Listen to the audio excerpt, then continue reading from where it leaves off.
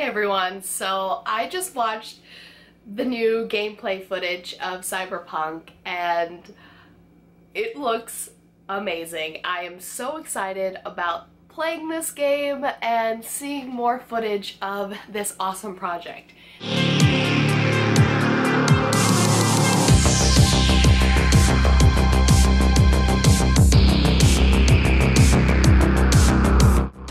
Part of the gameplay, we get to see the character customization, and we can of course play as both male and female characters, and we can also select different parts of their backstory. So I'm really excited to spend probably 5 hours customizing my character and deciding what their backstory will be. That's such a fun part of playing these types of games for me.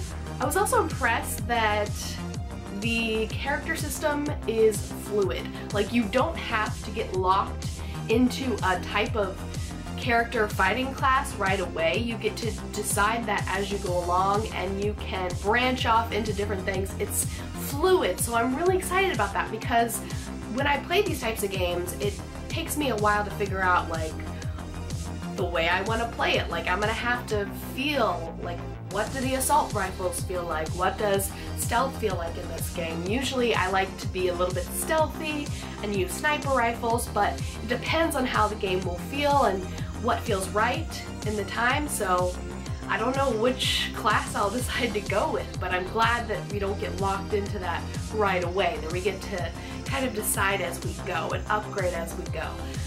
The next thing that was really cool is just the world.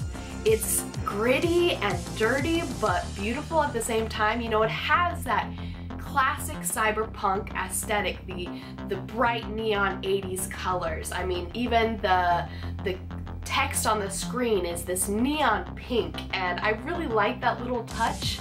You know, the world around you is so bleak and torn apart, but there's these little splashes of color that I like about the world and the color scheme. Speaking of the world, Cyberpunk is attempting to make a seamless experience without any loading screens. I like that this is a new trend that games are striving for, because it helps the immersion continue. It keeps the immersion from breaking. I know when I was playing God of War, having that experience seemed like it was one single take.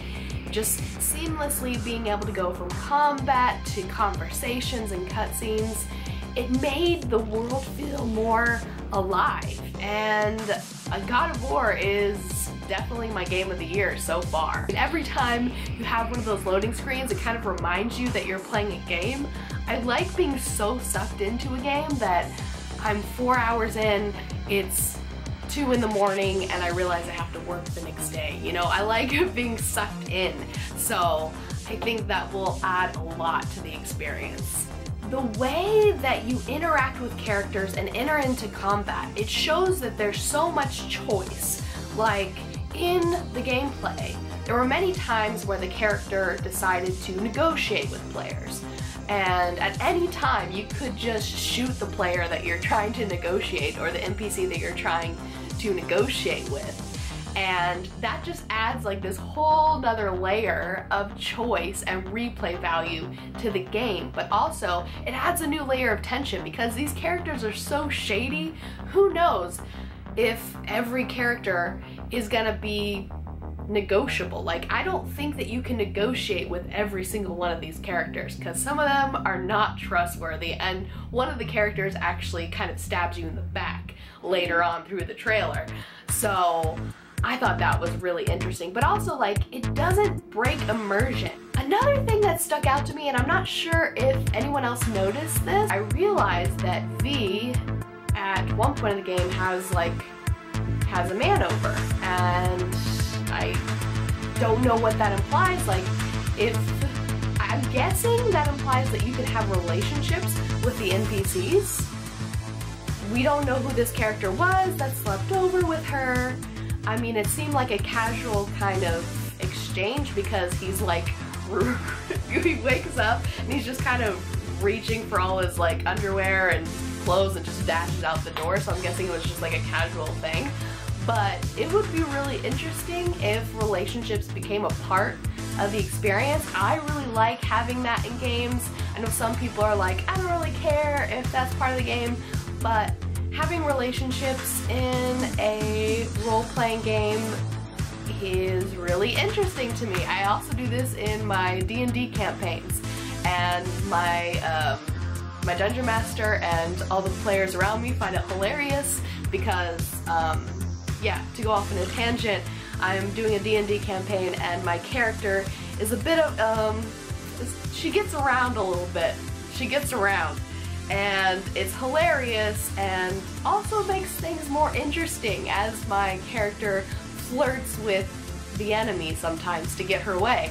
And I think that would add a cool little thing to the experience. So I don't know, what do you guys think? Will relationships be a part of this game? Do you want relationships to be a part of this game? Because I sure as heck do.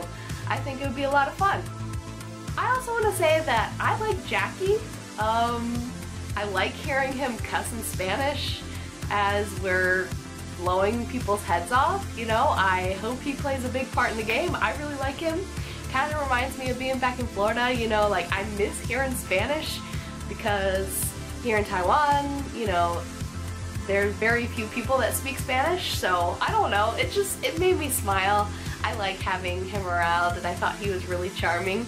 Those are my thoughts about the Cyberpunk trailer. Overall, I'm just really excited and I think it looks amazing. I think this actually looked better than the gameplay trailer. I know that sounds crazy, but I think it looks better. But anyways, let me know your thoughts in the comment section. I should go.